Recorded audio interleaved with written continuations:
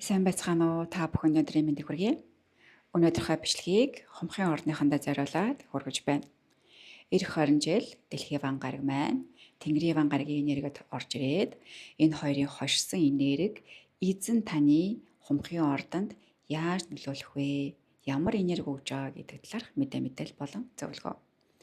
За нэгдүгээрт одоо ингээд Дэлхийн ван гараг маань Тэнгэрийн ордны энергиор шилжиж байгаа гэж байгаа штэ. Та ч өөрөө Хумхын ордны хүн, Тэнгэрийн ван гарагийнхаа иргэшээлд байдаг хүн. Тэгэхээр таны орд руу Дэлхийн ван гараг маань тэр гарагийн маань энерги орж ирж байгаа. Энэ энерги ороод ирэнгууд тань дээр хамгийн том шинжилэлт, өөрчлөлтийг авчирж байгаа 20 жилийн амьдралын цаг хугацаа гэж ойлгоно. За, нин тэргуунд юун дээр та өөрчлөгдөх вэ?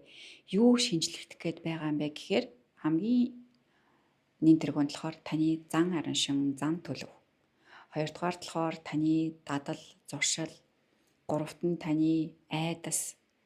Тэгээд айцаас гадна одоо таны итгэл үнэмшил гэдэг зүйл.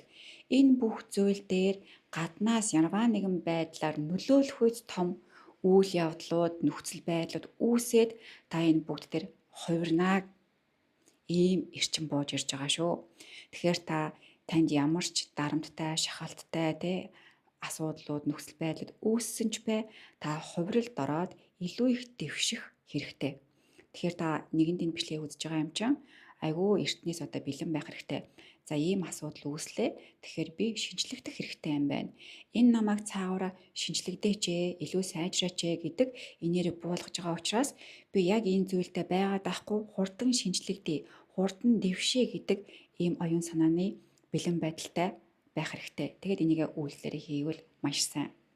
За хоёрдугаарт нь болохоор ямар энерги орж ирж байгаа гэхээр таны одоо ойр дотн байдаг хамгийн энгийнээр одоо таны найз залуу, найз охин.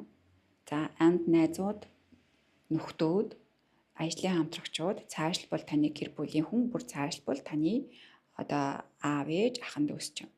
Энэ хүмүүсээс танд хамгийн хортой хэрэггүй саад болдог хүмүүсийг цаанаасаа арчих энерги явагдаж байгаа. Одоо тэд нар чинь байхгүй болно гэсэн үг. Тиймээс та ямар хүнийг хажуудаа авч үлдмээр байна те.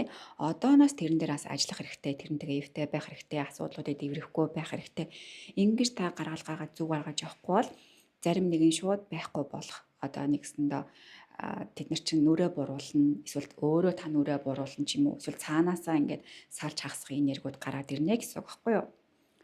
За, тэгээд дараачих нь болохоор яах ёстой вэ гэхээр